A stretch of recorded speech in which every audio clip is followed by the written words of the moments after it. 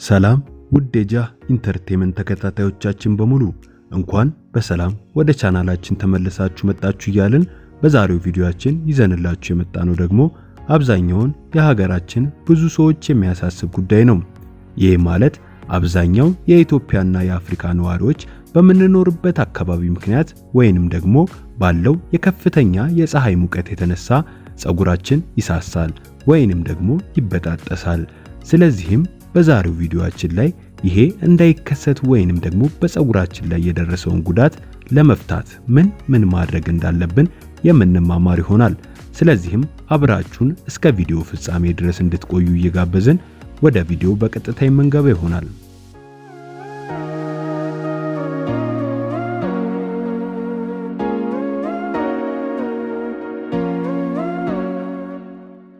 አምስተኛም ከሻምፖ ይልቅ ኮንዲሽነርን መጠቀም።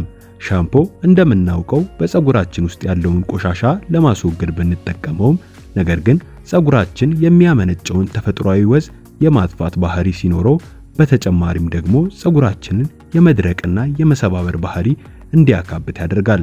ስለዚህም ሻምፖን በዛ ከተባለ በሳምንት አንዴ ብቻ እንዲጠቀሙት ይመከራል። በተቃራኒው ደግሞ ኮንዲሽነር የተጎዱና የተሰባበሩ የጸጉር ክፍሎችን እንዲያጠናክሩና በፍጥነት እንዲያድጉ ያደርጋል።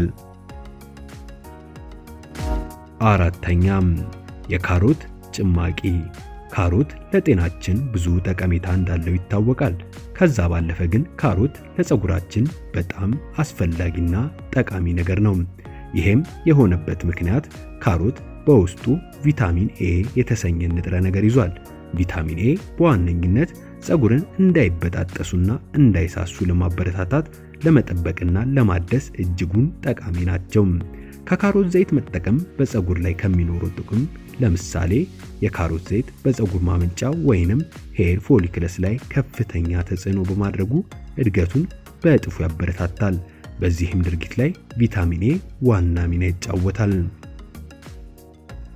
ሶስተኛም ነጭ ሽንኩርት። ነጭ ሽንኩርት በጸጉር እድገት ጉዳይ ላይ በጣም ይታወቃል። ስሙም ሲነሳ በአብዛኛው ሀገራት ላይ ይሰማል። ይሄም የሆነበት ምክንያት ነጭ ሽንኩርት በተለያዩ ቪታሚኖችና ተፈጥሯዊ አንቲባዮቲክ ቅመሞች የተሞላ ስለሆነ ነው። የጸጉርን እድገት እጅጉኑ ስለሚያበረታታና ጥንካሬውንም ለመጠበቅ እጅጉኑ ጠቃሚ ስለሆነ ነው። ይሄን ለመጠቀም ነጭ ሽንኩርትን በደንብ መቀቀል ያስፈልጋል። ከዛም ነጭ ሽንኩርቱን ከፈላ ውሃ ውስጥ በማውጣት ጸጉራችን ላይ በደንብ ከተቀባነው በኋላ በፌስታል ማሸግ ተገቢ ነው። ይሄን ድርጊት በሳምንት 3 ማታ ማታ ላይ ብንጠቀመው በትንሽ ጊዜ ውስጥ ጸጉራችን ላይ ለውጥ እናስተውላለን። ሁለተኛም ዝንጅብል። ዝንጅብል በተለይ ኢትዮጵያ ውስጥ ምን ያክል ለብዙ የጤና ችግሮቻችን መፍትሄ እንደሆነ ሁላችንም እናውቃለን ብዬ አስባለሁ። ዝንጅብል እጅጉንም በጣም ጠቃሚ የሆነ የተፈጥሯዊ መድኃኒት ነው። ሌላኛው የዝንጅብል ጥቅም ደግሞ የጸጉር እድገትን በጣም በፍጥነት ለማሳደግ እጅጉን የሚረዳ አስደናቂ ተፈጥሯዊ ግብዓት ነው። ዝንጅብል ከቪታሚኖች ከአንቲኦክሲዳንቶችና ሚነራሎች የተሞላ ስለሆነ የጸጉርን እድገት በማስጠበቅ እጅግ ደምቆ እንዲቆይ ይረዳናል። ይሄ ሆኖ ስለ ዝንጅብሉ ከማር ጋር እና ከኦሊቭ ኦይል ጋር በመደባለቅ ጸጉራችን ላይ በምንጠቀምበት ጊዜ ደግሞ በጣም ከፍተኛ ለውጥ በጸጉራችን ላይ እንመለከታለን።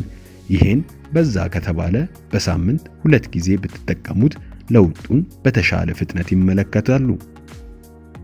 ሌላኛውና የመጨረሻ አንደኛ ደረጃ ላይ ያስቀመጥንላችሁ በጸጉር እድገት ላይ በዋነኝነት የሚረዳን ተፈጥሯዊ ግብዓቶች ናቸው። እነዚህም ግብዓቶች ሬትና ጥቁር አዝሙድ ናቸው ወይንም ብላክ ሲድ። እነዚህ ግብዓቶች የሚታወቁት በብዛት ማህበረሰባችን ዘንድ ሲጠቀሙበት የነበሩ ናቸው። ምክንያቱም ሬትና ጥቁር አዝሙድ አስደናቂ የሆነ ጸጉርን የመንከባከብ አቅም አላቸው። እነዚህ ተፈጥሯዊ ግብዓቶች ጸጉርን እንዲያድግ፣ ጸጉር እንዳይደርቅና ጸጉር እንዳይሸብት፣ እንዳይሳሳ በማድረግ ትልቁ ሚና ይጫወታሉ። ሬት በዋነኝነት ደረጃ በሚያመነጨው ዘይት ምክንያት የጸጉርን ድርቀትና መሰባበር በማስወገድ ለጸጉራችን ወዝን ይሰጣል። በዛ ላይ ደግሞ የተቀባንበት ቦታ ላይ የደም ዝውውርን በመጨመር ጸጉራችንን እንዲያድግ ከፍተኛ ሚና ይጫወታል። ይህንንም ለመተግበር በመጀመሪያ 2 ማንኪያ ሬት በውሃ ያዋህዱ። ከዛም 1 ማንኪያ ጥቁር አዝሙድ ዘይት ይጨምሩበት። ከዛም ክብ ወይንም ጎድጎድ ባለ ሰሃን አንድ ላይ ያዋህዱታል። ከዛም ለ30 ደቂቃ ተቀብተውት ይቆያሉ። ከዛም በኋላ በደረቅ ሳሙና መታጠብ ብቻ ነው። ውድ ተከታታዮቻችን የዛሬው ቪዲዮ እዚህ ጋር ያበቃል።